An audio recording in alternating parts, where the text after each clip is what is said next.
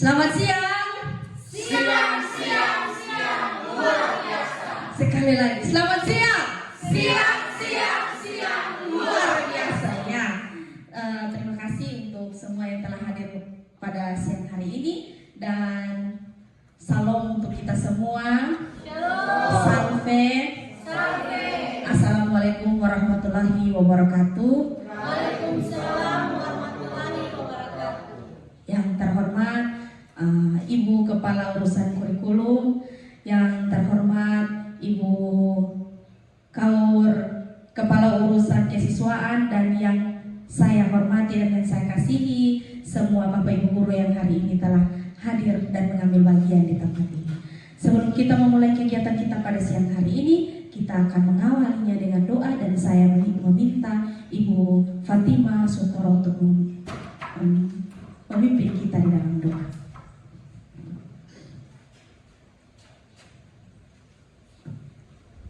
Terima kasih Ibu Dewanti. Mari kita sama-sama berdoa. A'udzubillahiminasyaitonirrajim. Bismillahirrahmanirrahim. Ya Allah ya Rabbi, turunkan rahmat dan hidayah-Mu kepada kami semua pada siang hari ini yang akan sama-sama melaksanakan kegiatan sama Ibu Dian. Permudahkan kami dalam menjalankan kegiatan ini ya Allah, dan inilah doa kami, kabulkan semua doa kami. Amin. Terima kasih Ibu Fatima yang sudah memimpin kita dalam doa, dan kita akan masuk di dalam pemaparan materi aksi nyata designasi budaya positif yang akan dipaparkan oleh calon guru penggerak angkatan 11, dalam hal ini Ibu Agardiana Gegola SPDGR. Kepada Ibu dipersilakan. Baik, terima kasih untuk Ibu Dewanti. Semangat siang. Siang, siang, siang. Luar biasa. Sekali lagi semangat siang. Siang, siang, siang, luar biasa.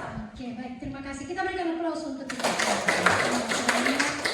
Baik, pertama-tama patut kita panjatkan puji dan syukur karena hari ini kita masih bisa kembali berkumpul bersama-sama.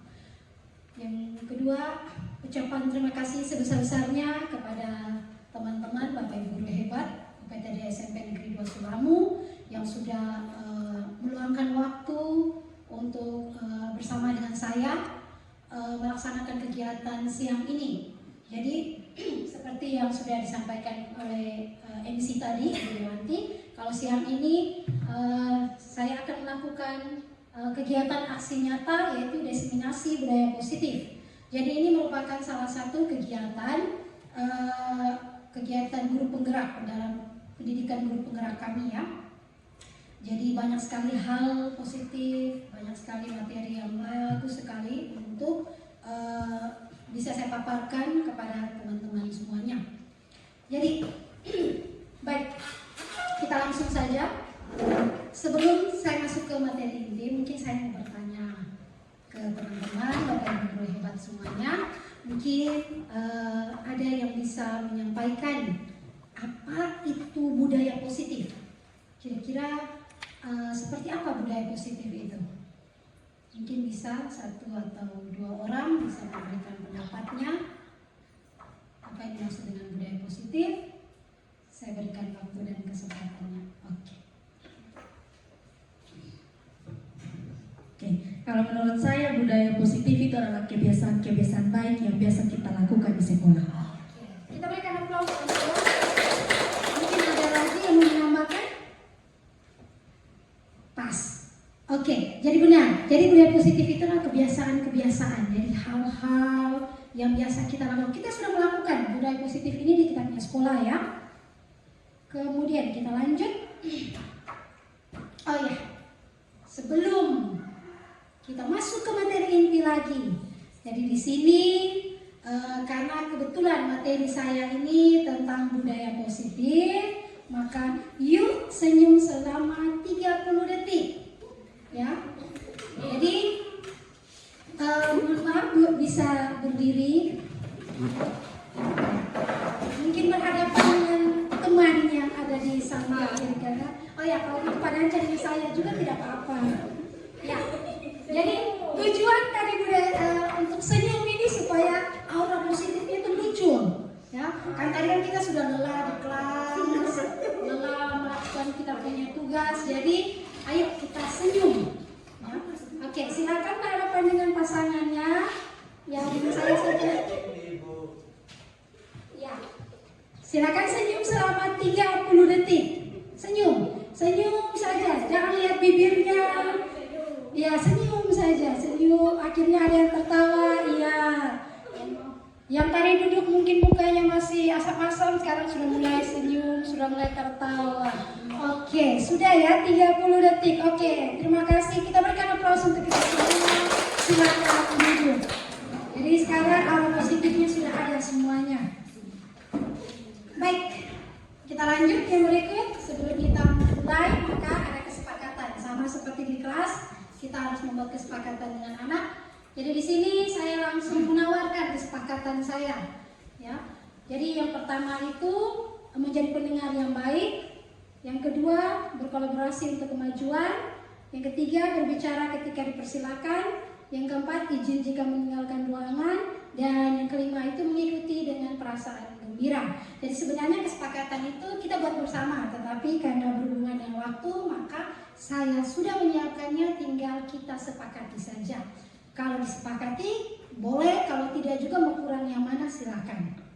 Jadi bagaimana menurut teman-teman? Sepakat? Oke, terima kasih. Ya. Jadi di sini seorang guru yang baik haruslah memiliki kemampuan dalam mewujudkan budaya positif di sekolah. Budaya positif tersebut dapat dilaksanakan dengan menerapkan konsep-konsep inti seperti ini. Jadi konsep inti kita hari ini adalah yang pertama disiplin positif, yang kedua motivasi perilaku manusia, ketiga keyakinan kelas atau sekolah, 4 kebutuhan dasar manusia, 5 posisi kontrol restitusi, dan yang keenam adalah segitiga restitusi. Disiplin positif. Ya, materi pertama kita adalah disiplin positif. Ketika kita berbicara tentang disiplin, apa yang ada di benak teman-teman ketika kita berbicara tentang disiplin? Ketika kita berbicara tentang disiplin, apa yang terlintas di pikiran teman-teman? Ya, silakan Mariam. Kalau berbicara tentang disiplin, mungkin kita berbicara tentang bagaimana kita mentaati aturan yang ada. Baik, terima kasih. Ada lagi mungkin disiplin? Oh ya, baik. Benar. Terima kasih. Berbicara mengenai disiplin itu budaya positif, tata tertib, tentang tata tertib. Terima kasih. Baik, kita berikan aplaus untuk kedua teman kita. Ya, jadi di sini menurut Pak Lian dengan juga Ibu Nur mengatakan ya mengikuti aturan, dan kemudian Ibu Nur tadi mengatakan bahwa tata tertib, ya, benar sekali. Ya, di sini kita bisa lihat bersama makna kata disiplin. Bapak Ki Hajar Dewantara menyatakan bahwa untuk menciptakan siswa yang merdeka, maka syarat utamanya harus mempunyai disiplin yang kuat, yaitu disiplin diri yang berasal dari motivasi internal, yaitu dari dalam diri sendiri, dan juga motivasi eksternal, yaitu dari luar, untuk mendisiplinkan dirinya. Diana Olsen menyatakan bahwa kata disiplin, oh ya ini sudah masuk di kata disiplin. Kata disiplin itu sendiri dari bahasa Latin, yaitu discipline yang artinya belajar. Kata discipline juga berasal dari akar kata yang sama, yaitu disiplin atau murid atau pengikut. Diana juga mengatakan bahwa disiplin itu juga berkonotasi dengan disiplin diri siswa. Disiplin diri dapat membuat seseorang menggali semua potensi dalam dirinya untuk mencapai suatu tujuan, sesuatu yang dihargai dan bermakna. Jadi itu adalah penjelasan tentang disiplin itu sendiri. Ya, disiplin positif merupakan suatu cara penerapan yang mengajarkan mengajarkan anak bertanggung jawab dan menumbuhkan kesadaran diri. Jadi disiplin positif itu sebenarnya kita sudah melakukannya di sekolah dengan menyapa anak, dengan memberikan anak tanggung jawab, melaksanakan tugasnya, itu juga sebenarnya disiplin positif. Tujuan dari disiplin positif, tujuannya adalah untuk menanamkan motivasi kepada semua murid kita agar mereka menjadi orang yang mereka inginkan dan menghargai diri sendiri dengan nilai-nilai yang mereka percaya. Motivasi ini berasal dari diri siswa, yaitu internal, sehingga akan berdampak jangka panjang dan tidak akan berpengaruh dengan adanya hukuman dan juga hadiah. Ya, disiplin positif di sini dapat membuat murid memahami dan menyadari berdasarkan motivasi internal, bukan akibat paksaan, ujian, dan hukuman. Jadi teman-teman di sini di pendidikan guru penggerak itu kami dijelaskan bahwa siswa atau manusia melakukan sesuatu pekerjaan itu diakibatkan dua motivasi, yaitu motivasi dalam dirinya sendiri, yaitu motivasi internal dan juga motivasi eksternal. Jadi motivasi internal itu ya karena dia merasa, oh ya ini tanggung jawab saya, jadi saya melaksanakan. Sementara kalau motivasi eksternal itu lebih kepada karena perasaan takut. Misalnya, anak datang ke sekolah tepat waktu, bisa ada dua, yaitu motivasi internal dan juga eksternal. Motivasi internal berarti dia menyadari saya sebagai siswa, saya harus datang tepat waktu. Tetapi kalau motivasi eksternal berarti dia takut dengan wali kelasnya, dia takut dengan kepala sekolahnya. Jadi itu yang dimaksud dengan motivasi internal dan eksternal. Oke, sekarang kita ke nilai kebajikan. Karena untuk motivasi eksternal dan juga internal ini masih berhubungan dengan nilai kebajikan. Baik, saya ingin bertanya di sini ke teman-teman, Bapak Ibu guru hebat. Mungkin ada yang bisa memberikan pendapat kira-kira apa itu nilai kebajikan. Apa saja nilai kebajikan itu? Ya. Terima kasih atas waktu yang diberikan kepada saya. Nilai kebajikan itu contohnya sifat-sifat positif manusia. Kita berikan aplaus untuk lagi. Kalian disampaikan dari teman kita Ibu Magi bahwa itu adalah nilai-nilai positif yang ada dalam diri kita. Jadi di sini saya ambil contoh, yaitu di dalam profil Praja Pancasila itu juga merupakan nilai kebajikan. Banyak mulia, mandiri, bernalar kritis, kreatif, bergotong royong, berkebenekaan global. Itu merupakan hanya 6 saja yang tertera di sini, tetapi kenyataannya banyak sekali. Jadi nilai kebajikan itu bisa juga tanggung jawab, saling menghormati, budi pekerti, sopan santun. Itu sudah ada dalam di sekolah kita, ini sudah ada semuanya. Lanjut lagi untuk materi kedua, yaitu motivasi perilaku manusia. Ya, di sini manusia itu ada 3 motivasi yang mendasari perilaku mereka, yaitu yang pertama untuk menghindari ketidaknyamanan dan hukuman, yang kedua untuk mendapatkan imbalan atau penghargaan dari orang lain, yang ketiga untuk menjadi orang yang mereka inginkan dan menghargai diri sendiri dengan nilai-nilai yang mereka percaya. Nah, ini yang seperti tadi saya sampaikan, motivasi internal dan eksternal. Jadi sebenarnya untuk kita manusia ini ada 3 motivasi yang mempengaruhi lakunya kita, perilakunya kita itu. Yang pertama itu tadi menghindari ketidaknyamanan atau hukuman. Nah, seperti tadi siswa dia datang sekolah tepat waktu, apakah mau menghindari dimarah atau dihukum oleh gurunya. Kemudian yang kedua untuk mendapatkan imbalan atau penghargaan dari orang lain. Nah, dia mau datang ke sekolah itu apakah ada maksud tertentu? Contohnya ingin dipuji, ingin mendapatkan penghargaan gitu. Kemudian yang ketiga untuk menjadi orang yang mereka inginkan dan menghargai diri sendiri. Nah, ini yang motivasi internal tadi. Jadi saya datang ke sekolah tepat waktu itu karena memang saya seorang siswa, sudah menjadi tanggung jawab saya untuk datang tepat waktu. Oke, lanjut. Ya, ini sedikit penjelasan tadi. Ada 3 motivasi tadi, yaitu yang pertama untuk menghindari ketidaknyamanan. Seseorang berperilaku untuk menghindari permasalahan, jadi dia takut kalau dia dihukum. Ya. Kemudian yang kedua mendapat hadiah atau pujian. Yang ketiga itu karena memang dari dasarnya dia sudah punya nilai-nilai tanggung jawab atau disiplin waktu sehingga dia tidak mau terlambat. Baik, yang berikut.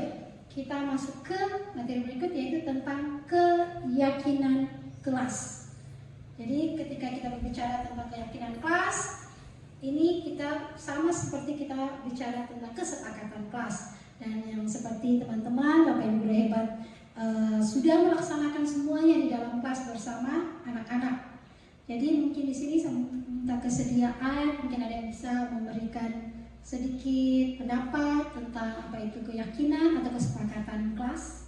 Mungkin apa tujuan dari kesepakatan atau keyakinan kelas itu sendiri. Mungkin ada yang ini. Oh iya, terima kasih. Baik, terima kasih atas kesempatan diberikan. Keyakinan kelas itu, keyakinan kelas yaitu nilai-nilai atau prinsip yang disepakati bersama dengan siswa, antara guru dan siswa. Oke, kita berikan aplaus untuk teman kita yang terima kasih banyak. Benar sekali bahwa kesepakatan atau keyakinan kelas itu adalah nilai-nilai positif yang disepakati bersama oleh guru dan siswa di dalam kelas. Oke, lanjut lagi. Keyakinan sekolah atau kelas. Jadi di sini guru berperan dalam mewujudkan terbentuknya keyakinan sekolah atau kelas dengan adanya kesepakatan antara guru dan murid. Jadi kita sebagai guru itu sangat memainkan peran yang cukup penting untuk membuat sebuah kesepakatan dan juga keyakinan kelas. Jadi di sini teman-teman, keyakinan kelas dengan peraturan kelas itu beda. Ya, kalau peraturan kelas itu berarti hanya guru saja yang memutuskan. Oh ya, lu sudah mulai terlambat. Jadi tidak ada kesepakatan atau pembicaraan antara guru dengan siswa. Beda dengan kesepakatan. Kesepakatan berarti kita bangun bersama, sehingga kalau dia melanggar berarti ditanggung. Dia sudah tahu bahwa kalau saya langgar pasti ada resikonya. Lanjut yang berikut, itu keyakinan sekolah atau kelas berupa pernyataan-pernyataan universal yang mudah diingat, dipahami, dan harus diterapkan di lingkungan sekolah. Ya, benar sekali. Mungkin ada teman-teman yang masih ingat kesepakatan, mungkin salah satu kesepakatan di kelas yang sudah didiskusikan atau disepakati bersama dengan murid-murid. Ada yang masih ingat? Kira-kira ya. Terima kasih. Baik, mungkin dari saya kesepakatan yang sudah kami lakukan dengan anak-anak di kelas yaitu menghargai pendapat orang lain. Terima kasih, kita berikan aplaus. Menghargai pendapat orang lain. Mungkin ada lagi yang masih ingat? Iya. Kalau saya salah satunya itu kesepakatan kelas yaitu buang sampah pada tempatnya. Terima kasih. Kita berikan aplaus untuk teman kita Pak. Ya, jadi membuang sampah pada tempatnya. Benar sekali ya. Jadi selain dua yang sudah disebutkan, ada banyak sekali kesepakatan. Intinya bahwa kesepakatan kelas itu harus dalam bentuk kalimat positif, jangan ada kalimat negatif. Kenapa? Karena dengan adanya kalimat positif, anak akan mengingat terus kata itu. Jadi hindari penggunaan kata tidak dan jangan. Karena ketika anak membaca, maka dia akan ingat terus kalimat negatif itu. Tetapi kalau kita membangun sesuatu dengan kalimat positif, maka dengan sendirinya angka positifnya juga akan muncul. Oke, lanjut. Ya, keyakinan kelas merupakan nilai-nilai kebaikan atau prinsip-prinsip yang disepakati secara universal. Orang akan lebih semangat atau tergerak untuk melaksanakan keyakinan daripada hanya mengikuti aturan. Pembentukan, ya, di sini disampaikan bahwa bagaimana kita membentuk keyakinan kelas atau kesepakatan kelas. Dan ini juga kita sudah melakukannya bersama siswa kita, yaitu keyakinan kelas bersifat lebih abstrak daripada peraturan yang lebih rinci dan nyata. Kedua, keyakinan kelas berupa pernyataan-pernyataan universal. Ketiga, pernyataan keyakinan kelas selalu dibuat dalam bentuk positif. Kemudian yang berikut keempat, keyakinan kelas harusnya dibuat tidak terlalu banyak sehingga mudah diingat dan dipahami oleh semua anggota kelas. Kemudian yang kelima, keyakinan kelas hendaknya sesuatu yang dapat diterapkan di lingkungan sekolah. Yang berikut, semua anggota kelas hendaknya ikut berkontribusi dalam pembuatan keyakinan kelas melalui kegiatan curah pendapat. Dan yang terakhir, semua anggota kelas bersedia meninjau kembali keyakinan dari waktu ke waktu. Jadi di sini teman-teman, Bapak Ibu guru hebat, keyakinan kelas itu tidak paten, ya. Tidak paten, dia bisa berubah. Ketika dalam perjalanan ditemukan bahwa oh iya ini kurang pas, bisa dicopot, bisa diganti dengan baru. Jadi dia bisa berubah ya. Ya, ini contoh bagaimana kalimat dari keyakinan kelas itu, yaitu keyakinan kelas yang pertama, setiap anggota kelas perlu belajar. Setiap anggota kelas perlu senang, setiap anggota kelas perlu melakukan tugas, setiap anggota kelas perlu saling menghargai, setiap anggota kelas perlu merasa aman. Jadi di sini kenapa setiap anggota kelas itu tercantum dan ulang-ulang supaya anak tetap ingat, oh ya setiap anggota kelas berarti saya masuk di dalam situ. Saya harus belajar, senang, melakukan tugas, perlu menghargai dan merasa aman. Kemudian kalau untuk keyakinan kelas 5, di situ mereka langsung saja yaitu selalu berpikiran bersikap positif, sentiasa menjadi diri terbaik, percaya dan menghormati orang lain serta barang miliknya, berkomitmen terhadap setiap tugas dan senantiasa membantu. Kemudian keyakinan kelas 7 yaitu menghormat, bekerja dan juga diterima dan dimiliki. Lanjut. Oke. Baik. Kita masuk sebelum kita lanjut ke materi kita, mungkin di sini kita sedikit lakukan gerakan. Lakukan sedikit gerakan, mungkin dari teman-teman ada yang bisa memimpin ice break atau ice breaking.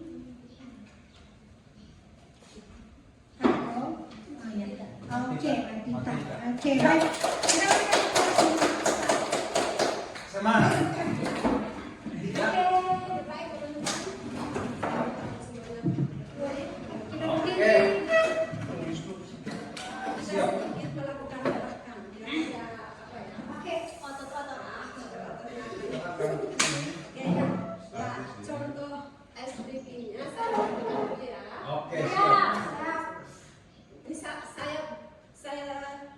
Sebutkan Spendu, siapa kita? Spendu. Bersama Spendu kita bisa. Spendu, jaya jaya jaya. Yes, we love Spendu. Ya bisa? Bisa. Bisa teman-teman? Bisa. Sama oke. 1, 2, 3. Siapa kita? Spendu. Bersama Spendu kita bisa. Spendu, jaya jaya jaya. Yes, we love Spendu.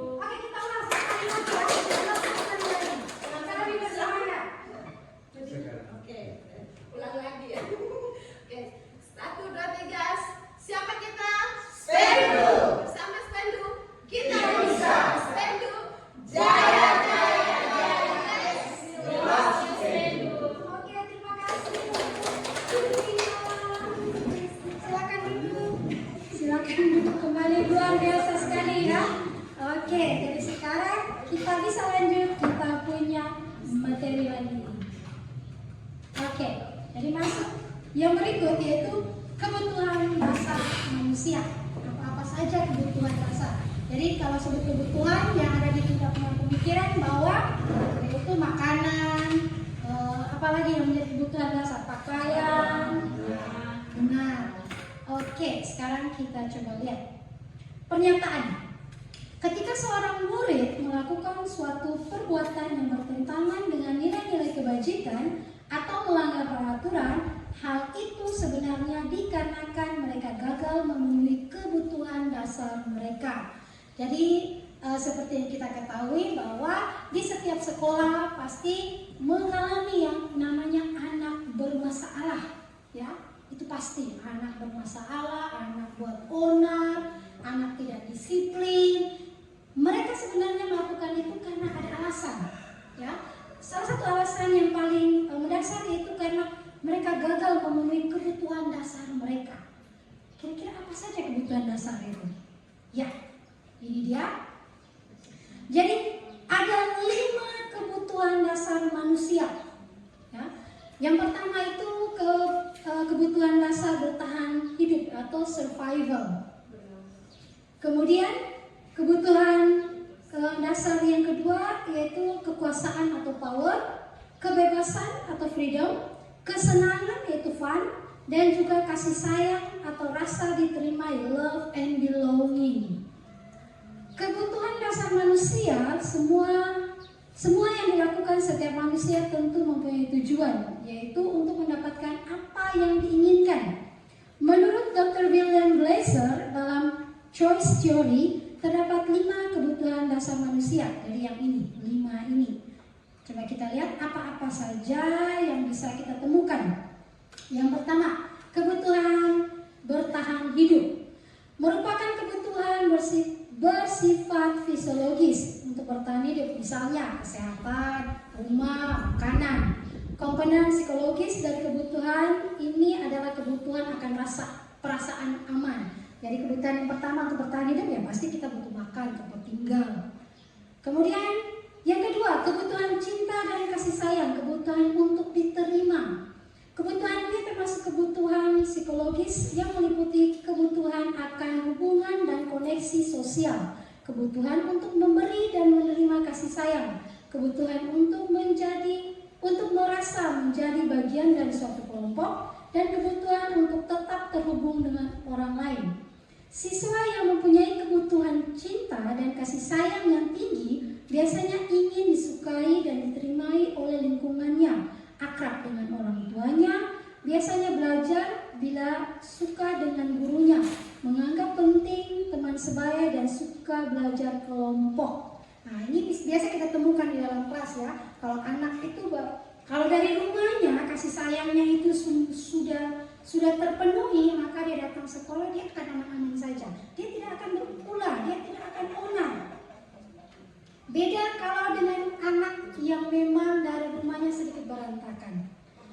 Oke, kita lanjut. Kebutuhan ketiga itu penguasaan, kebutuhan pengakuan atas kemampuan. Kebutuhan ini berkaitan dengan kekuatan untuk mencapai sesuatu, menjadi terampil, menjadi kompeten, diakui atas prestasi dan keterampilan, didengarkan dan memiliki rasa harga diri.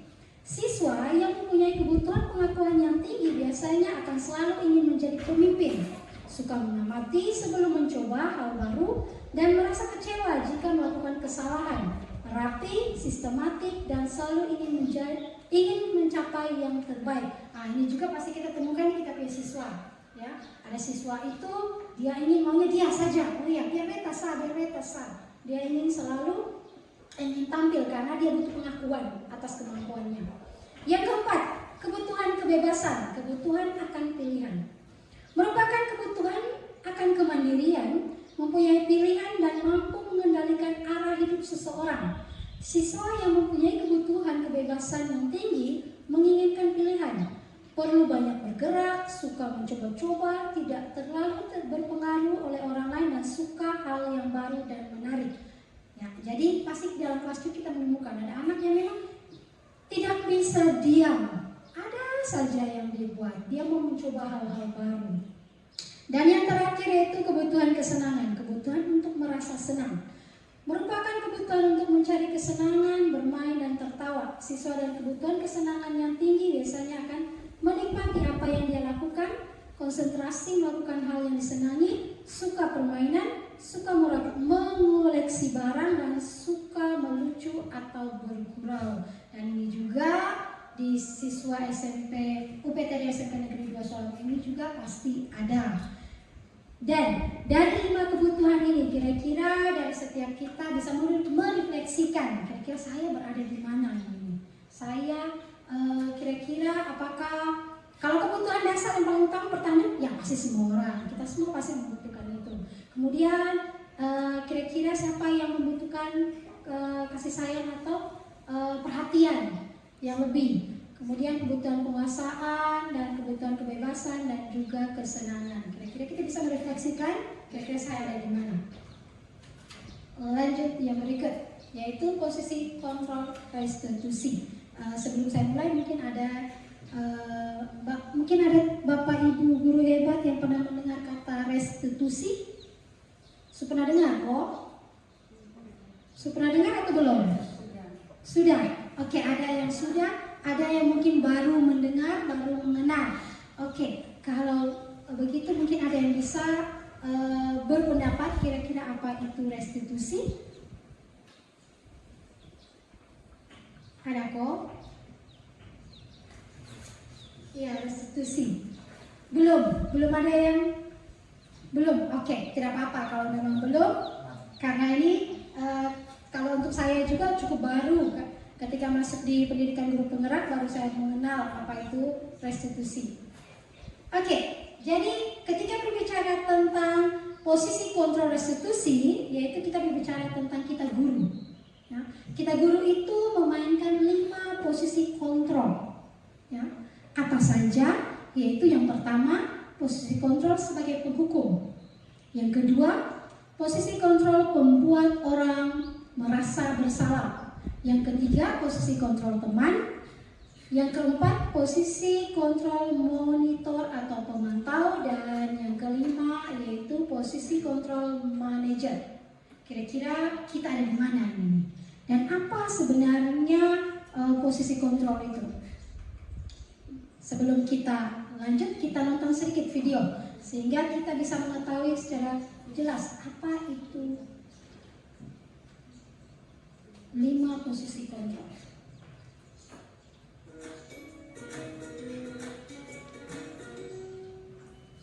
Salam bahagia Ibu dan Bapak Guru hebat. Dalam penerapan disiplin positif restitusi, salah satu program yang dikembangkan adalah 5 posisi kontrol. 5 posisi kontrol dalam restitusi adalah proses perjalanan seorang pendidik agar dapat mengenali dirinya. Pada video kali ini, kita akan membahas tentang 5 posisi kontrol yang dikembangkan oleh Diane Gosser dan contoh penerapannya.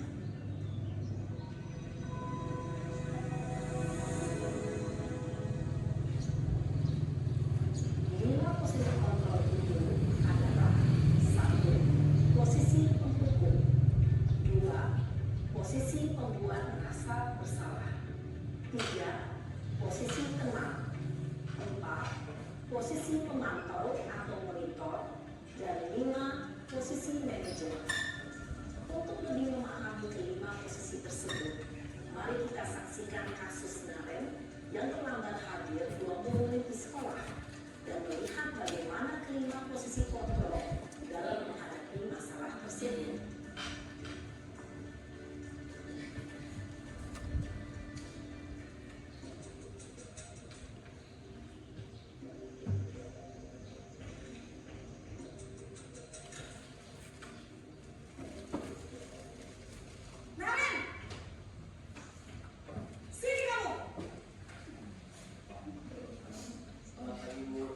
Selalu terlambat. Kamu deh, pasti terlambat. Apa? Apa coba? Alasan kamu apa lagi? Kapan sih kamu tidak terlambat? Malas sekali ya kamu jadi anak. Dasar malas. Gak kapok-kapok sih kamu. Sudah berapa kali terlambat? Sana, kamu keliling lapangan basket. Buat. Harus ke lapangan basket, Bu. Kenapa? Kamu kawan ibu. Berani. Mbak, masih berani jawab pula. Sekarang, keliling lapangan basket 5 kali sekalian. Biar kapok. Cepat. Pergi sana ke lapangan basket.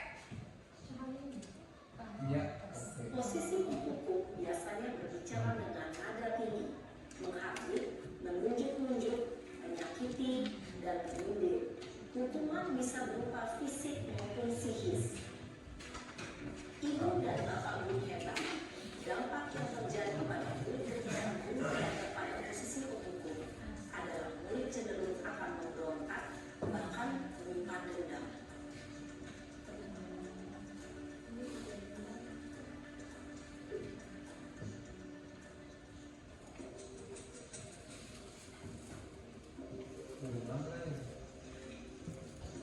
Ada 5 posisi, jadi akan ulang dengan posisinya yang berbeda-beda. Naren,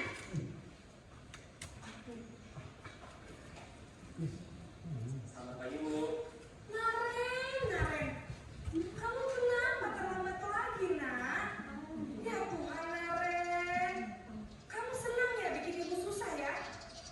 Kalau kamu terlambat lagi, nanti ibu yang ditegur bapak kepala sekolah, nak. Disangka ibu tidak bisa membina kamu. Duh, gimana ini? Maaf Bu. Duh, Gusti Naren, kamu suka ya kalau ibu ditegur bapak kepala sekolah? Terus, sekarang ibu harus tulis apa ini di buku absen? Ini kamu sudah sering terlambat loh. Ibu harus apa coba? Maaf Bu. Maaf sekali. Ya sudah, lain kali jangan bikin ibu susah lagi ya nak ya. Ibu tidak akan kuat lagi kalau kamu begini terus. Bisa jantungan kalau ibu tegur bapak kepala sekolah. Sana cepat ke kelas. Maaf ya Bu. Maaf. Salah berbicara dengan nada tenang, cenderung lembut, namun kata-kata yang diutarakan membuat murid merasa menjadi orang yang gagal, memandang buruk dirinya sendiri, merasa tidak berharga, dan tidak sanggup membahagiakan orang lain. Ketika guru mengambil posisi pembuat rasa bersalah, murid akan menganggap dirinya yang bersalah dan ia akan menyimpan emosi negatif tersebut di dalam dirinya.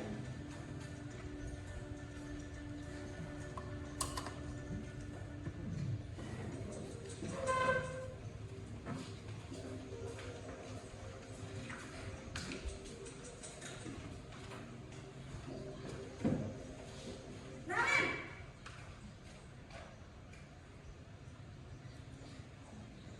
Selamat pagi Bu. Wah, sudah jam berapa ini nak? Terlambat lagi ya sayang. Iya Bu.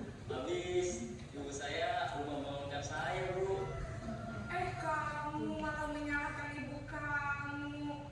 Kamu bukannya anak yang larinya paling kencang. Kok terlambat sih? Iya Bu. Saya memang terlambat bangun tadi. Jadi biarpun saya lari kencang, tetap gak kekejar Bu. Ya sudah sana. Nanti lain kali larinya lebih kencang lagi ya. Biar gak terlambat lagi. Bikin senang ibu.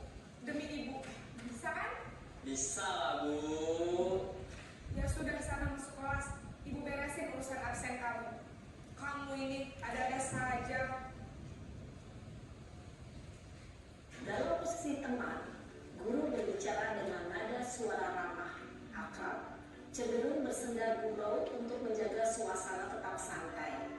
Murid akan merasa senang, aman, dan akrab dengan guru. Identitas yang tercipta adalah identitas sukses atau berhasil. Namun, perlu diingat, karena ini masih dorongan eksternal, maka ada faktor ketergantungan dari murid kepada orang tertentu. Di sini guru absennya, sehingga di lain waktu murid bisa berperilaku baik, namun hanya kepada orang-orang tertentu saja.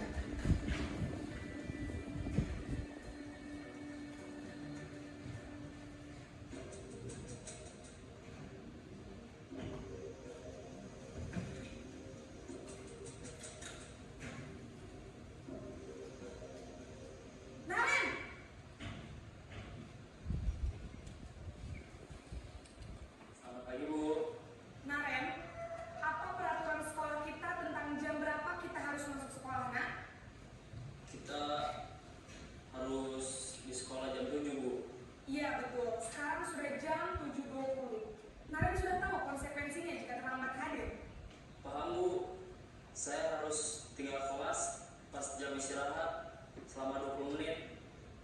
benar, konsekuensinya demikian. Jadi nanti jam 9.30 pas istirahat, kamu harus tinggal di kelas, kerjakan tugas tambahan untuk ketertinggalan kamu, ya? Baik, Bu.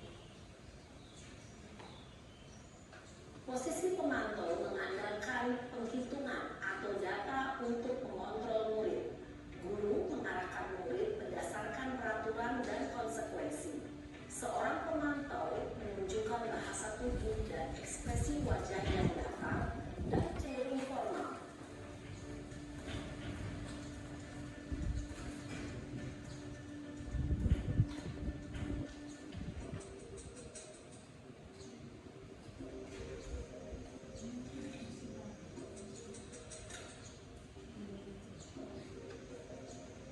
Naren!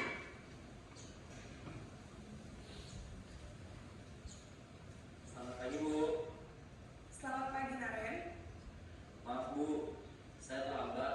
Iya, sekolah masuknya jam 7, sekarang sudah jam 7.20. Jadi sekarang bagaimana ini, Naren? Maaf, Bu. Saya lupa tanggal saya semalam. Baiklah, menurut kamu, keyakinan sekolah yang mana yang perlu kamu tingkatkan? Menghargai diri sendiri dan orang lain mungkin ya, Bu. Setuju. Jadi, apakah Naren meyakini prinsip saling menghormati tersebut? Iya, Bu. Saya meyakininya. Apakah Naren bersedia memperbaiki masalah keterlambatan ini? Bersedia, Bu. Bagaimana kamu akan perbaiki masalah keterlambatan ini? Saya akan coba untuk tidak lupa menyetel alarm saya, Bu. Baik, kalau Naren lupa menyetel alarm di rumah, ada orang yang kira-kira bisa bantu mengingatkan tidak? Ada, Bu.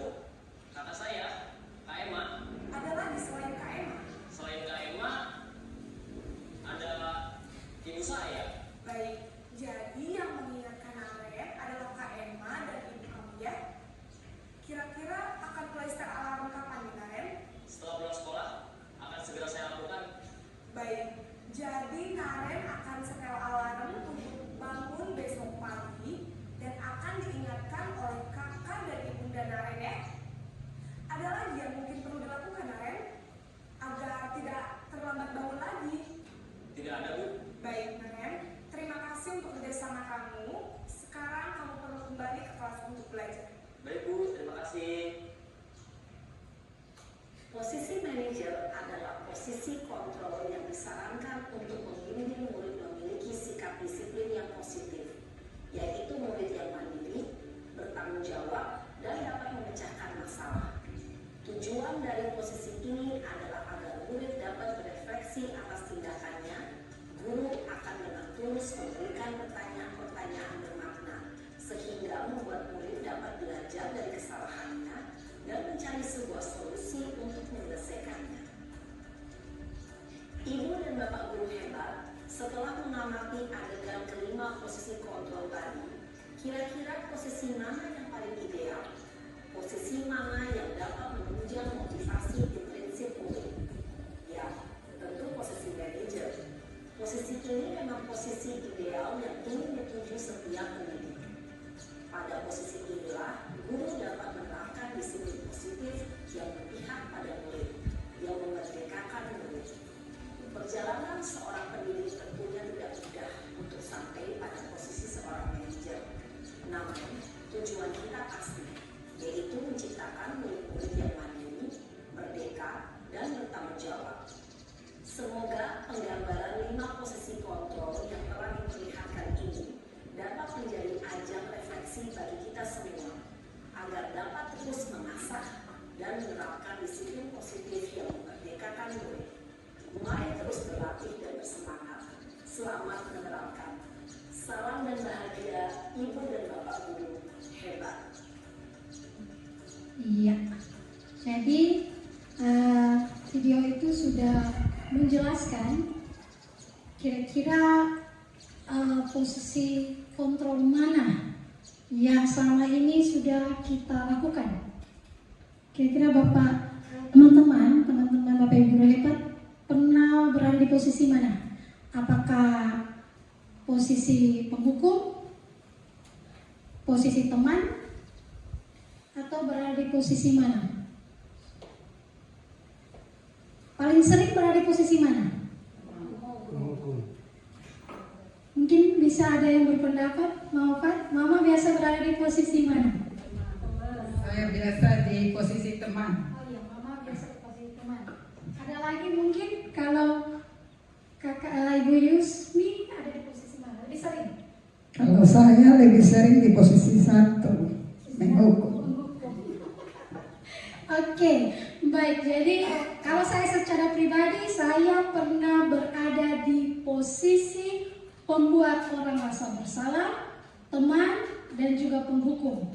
Kalau saya sudah merefleksikan saya sendiri bahwa saya pernah berada di posisi 3 ini, yaitu membuat orang merasa bersalah. Itu sering saya lakukan.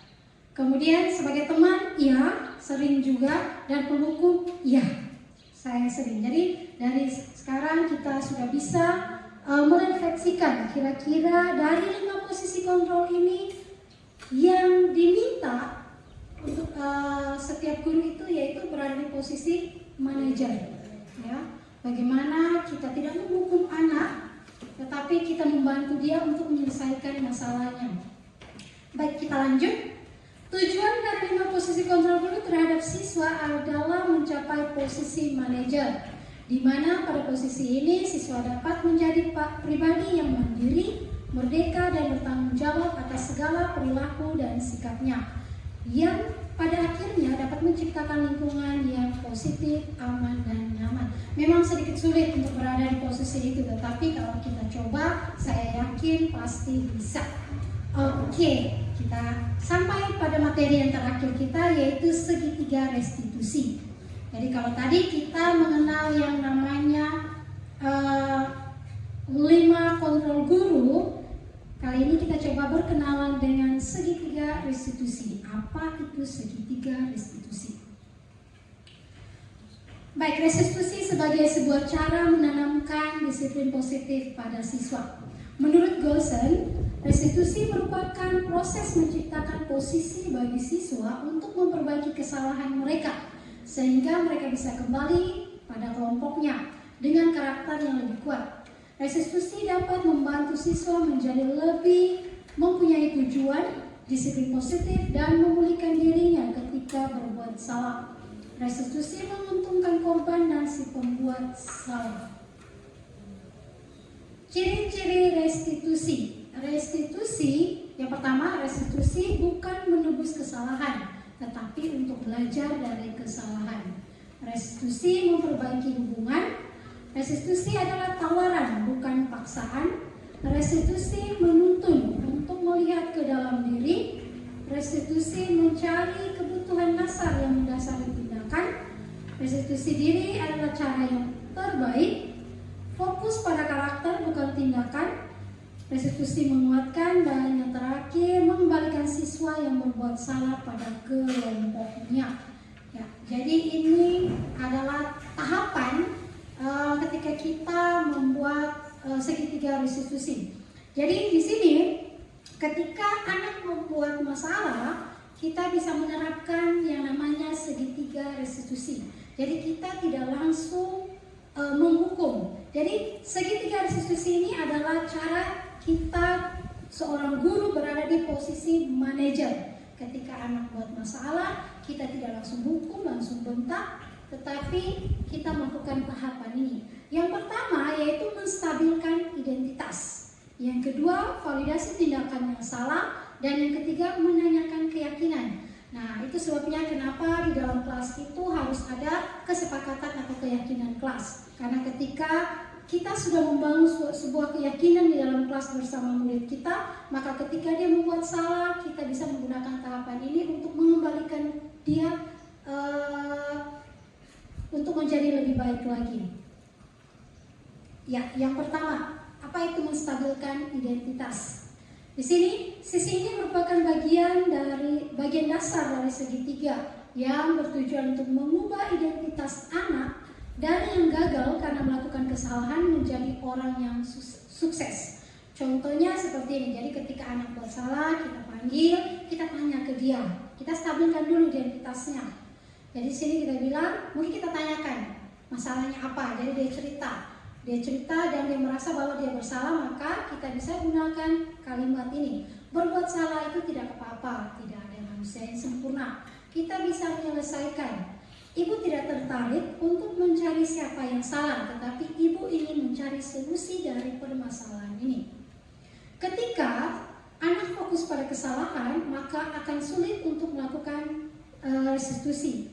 Hal ini karena rasa bersalah menguras energi, yang kedua merasa bersalah berarti identitas gagal, dan yang terakhir rasa bersalah membuat kita terperangkap pada masa lalu yang sudah dan tidak bisa diubah lagi. Jadi sangat penting ketika anak melakukan kesalahan, kita panggil, kita omong baik-baik, dan kita tanyakan dia secara baik juga. Dan kalau bisa kita bisa, ada banyak sekali contoh-contoh kalimat yang lain, tapi ini 4 ini adalah contoh yang bisa saya bagikan dengan Bapak Ibu guru hebat siang ini.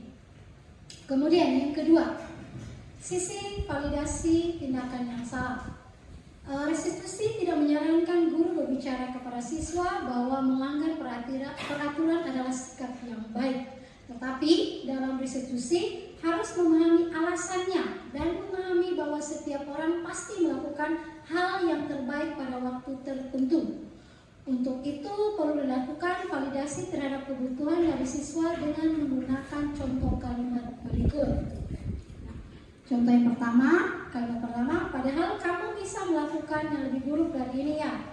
Kamu pasti punya alasan mengapa melakukan hal ini.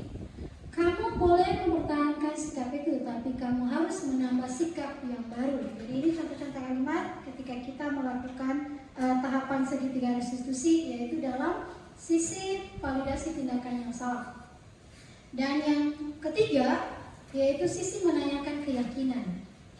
Setelah melakukan langkah 1 dan 2 di atas, maka anak telah siap untuk dihubungkan dengan nilai-nilai yang dipercaya dan berpindah menjadi orang yang diinginkan.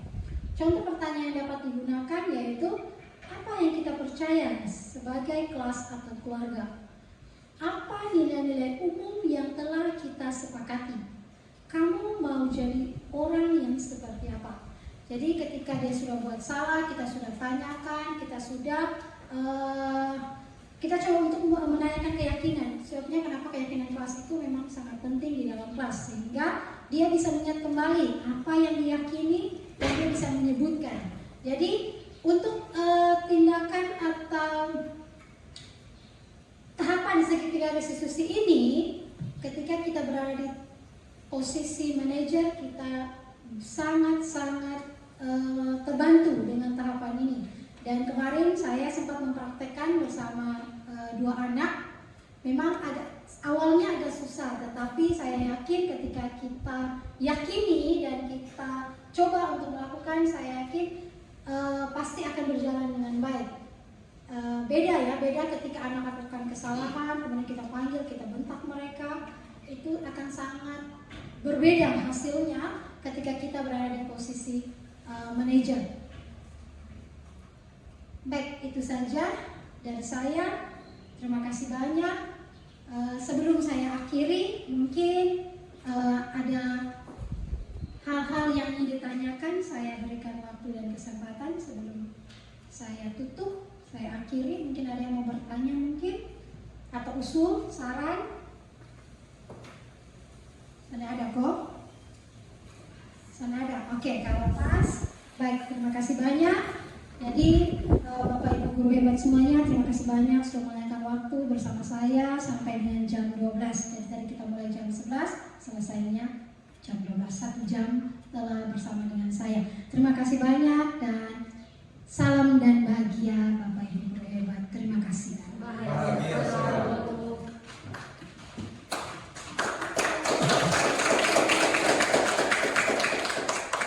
Saya kembalikan ke MC.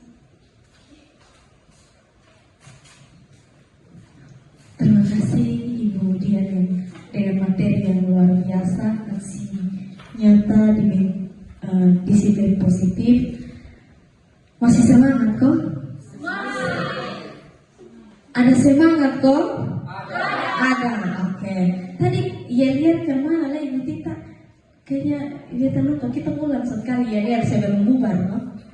Supaya semangat. Oh, Ibu Papito yang pimpin. Tadi Papito yang pimpin. Supaya sebelum berakhir kita akhiri dengan senyuman juga, Pak. Tema please. Oke, kalau bilang siapa kita berarti Spendu. Siapa kita? Spendu. Bersama Spendu kita bisa. Spendu jaya. Yes. Terima kasih tepuk tangan untuk kita semua pada siang hari ini, dan kita akan mengakhiri kegiatan kita pada hari ini dengan doa, dan saya minta Ibu Magi Mudi untuk memimpin dengan doa.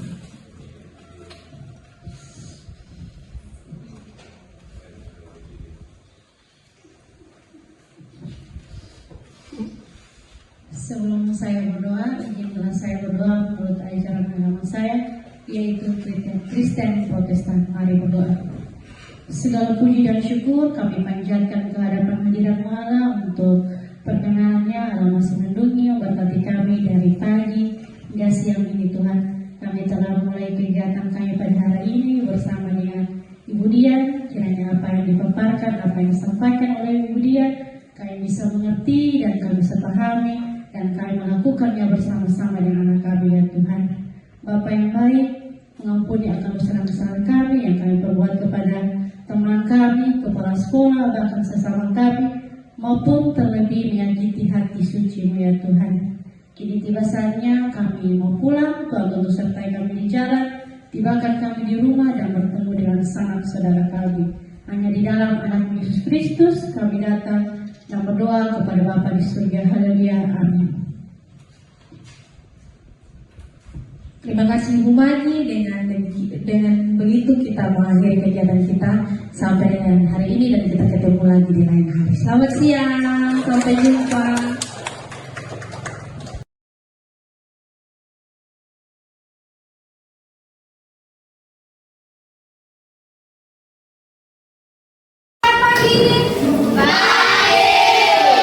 Semangat pagi. Luar biasa.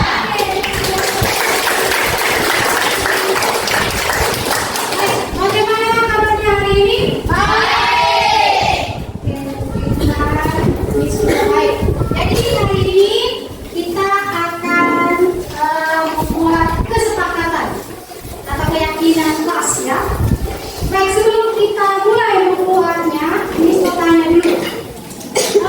Kira-kira apa harapan kalian untuk kelas kalian? Kalian mau seperti apa? Boleh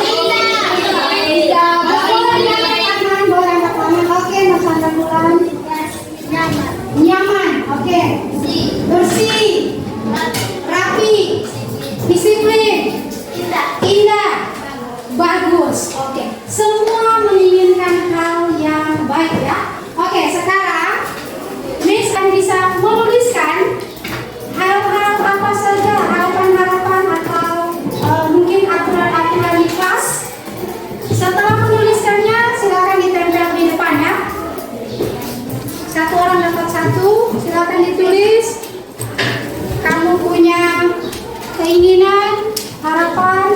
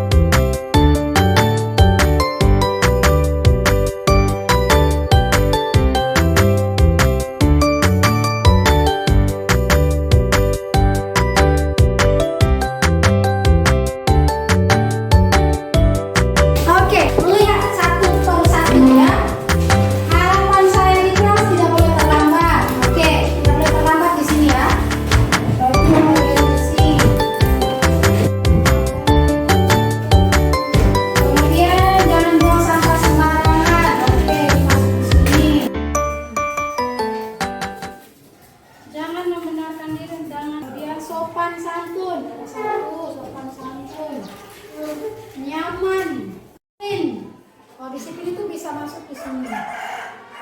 Saya kelas bersih dan rapi.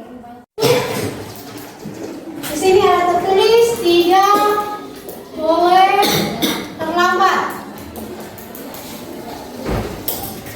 Nah, ini hampir semua tidak terlambat, tepat waktu semua. Kemudian yang kedua, sopan santun. Kemudian yang keempat, nyaman. Kelas nyaman. Ini adalah harapan-harapan ya. Ini adalah harapan-harapan kalian. Jadi dari sekian banyak harapan ini, Miss sudah simpulkan ada 5. Untuk membuat kesepakatan atau keyakinan kelas itu, kita jangan menggunakan kata tidak. Ini ada kata tidak. Jadi kita harus merubahnya ke kalimat positif. Ya. Jadi ketika ada kata tidak boleh terlambat, maka ketika dia dirubah ke kalimat positif, dia jadi apa? Disiplin. Iya. Disiplin waktu boleh.